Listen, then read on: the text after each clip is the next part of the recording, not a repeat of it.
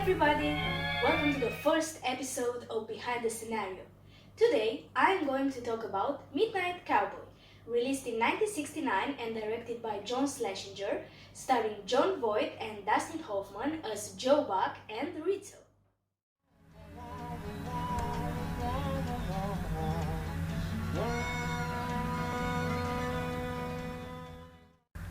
The 1960s were one of the most tumultuous decades in world history, a decade of war, change, and hope that marked many important shifts in American culture due to the many movements that took place all over the country. There were civil rights movements, the Vietnam War and anti-war protests, and political assassinations. All of this influenced the cinema of the period.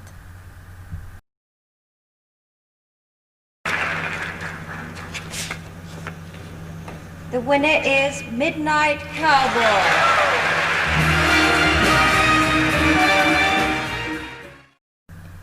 Without any shadow of doubt, 1969 is one of the most important years in the history of American cinema. We shall see why next.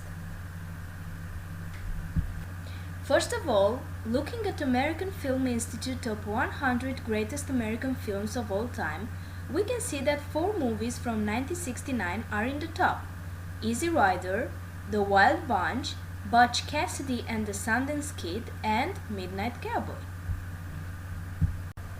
There are at least 2 other powerful films released in the same year as Midnight Cowboy that changed the way pictures were made and opened a new era known by the name of New Hollywood or American New Wave.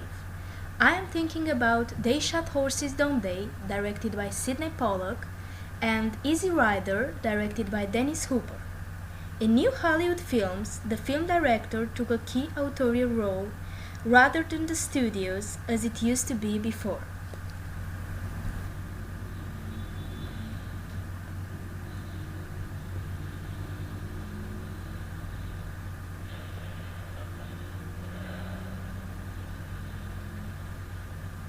Tell me when. I'm ready.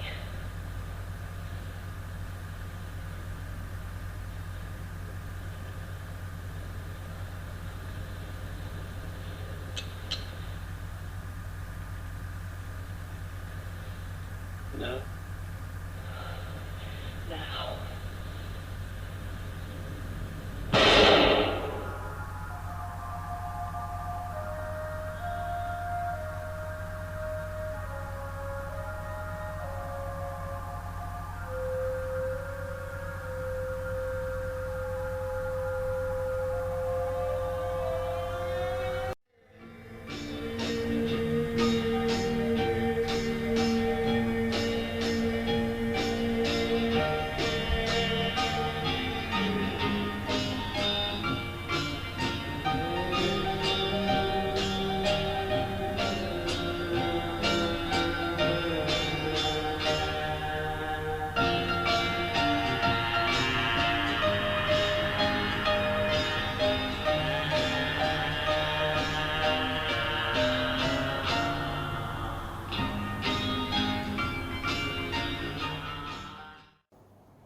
Midnight Cowboy is the only movie to win Best Picture, although it was X-rated for sexual content. It also won another 2 Oscars for Best Adapted Screenplay and Best Director. John Schlesinger adapted 1965 novel with the same title. The story centers upon Joe Buck, a young Texan who dreams to become rich by selling his body to older women. Joe Buck is an outsider who comes to a new universe, namely the universe of Big Apple, and his only guide happens to be Rizzo, he himself a marginalized man, sick and poor, who dreams that one day he will escape his saddened world and move to Florida. During one of the first scenes of the movie, when we can see Joe Buck walking on Fifth Avenue, there is also this sensation of melting pot. The movie has this cyclicity in the fact that it presents us one way at the beginning of the film from Texas to New York and the other way at the end of the movie from New York to Florida. Somewhere in between, there is this great connection and friendship between Joe Buck and Rizzo, which will transform Joe Buck, but unfortunately he will eventually lose his friend. The two basic items necessary to sustain life are sunshine and coconut milk. Do you know that? That's a fact. In Florida, you got a terrific amount of coconut trees there. In fact, I think they even got them in the gas stations over there. And ladies, you know that in Miami you got, you listening to me? You got more ladies in Miami than in any resort area in the country there. I think per capita on a given day there's probably 300 of them on the beach. In fact, you can't even scratch yourself without getting a belly button there. Everybody's talking at me. I don't hear words they're saying, only the echoes of my mind. In 1968, the year Midnight Cowboy was shot, there are several historical moments that marked America forever. There was the assassinations of Robert Kennedy and Martin Luther King, and also the year in which Richard Nixon became the President of the United States.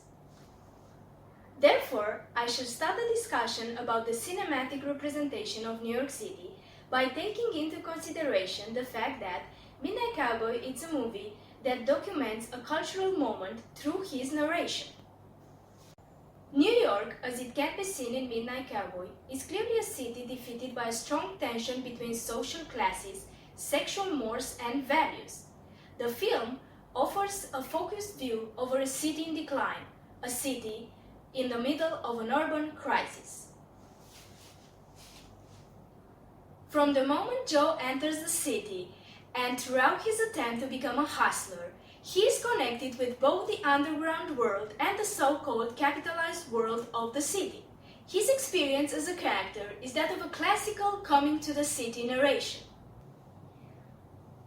We as spectators are bound to Joe's points of view over the city, but at the same time, the city flashes before our eyes through his various buildings, restaurants, theaters, and subway.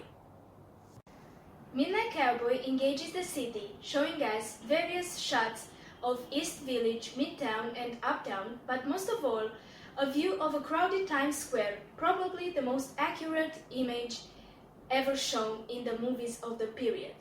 It's a difficult time in the industry at the moment. I mean, there's a lot of changing over that's happening, and there are a lot of very bright young people who want to get into it, and I think it's terribly important for them that they fight with all the energy they have and never ever take no for an answer. John Schlesinger was an outsider himself, a British director trying to make his way to America. The movie manages to capture the cultural lifestyle of the period, but also to take a look at the sexuality. We can see this mostly in the party scene. The party in which Joe and Rita attend, it's like entering in a whole different universe. Here they find bohemian people, drugs, and even prostitutes. People seem to live their lives upon their own rules and also enjoying a great deal of freedom. For Joe Buck, who is a naive and also unaware of this kind of living, this seems to like paradise. Joe has a short erotic moment in a movie theater with a young boy, and he's also interested in taking advantage of older women and have a sexual relationship with them.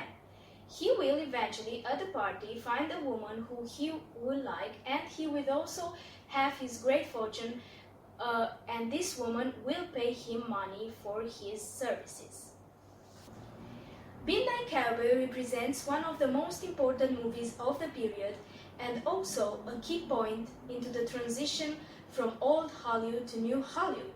This transition will take place much more earlier, but at the same time it will go on with the movies of Martin Scorsese, who in 1967 was also debuting with his first movie, Who's That Knocking at My Door, starring Harvey Keitel. He will then continue with much more great movies like Taxi Driver and Mean Streets. That's all for this episode. Thank you and join me again next time, only here on Behind the Scenario. Take it easy, but take it.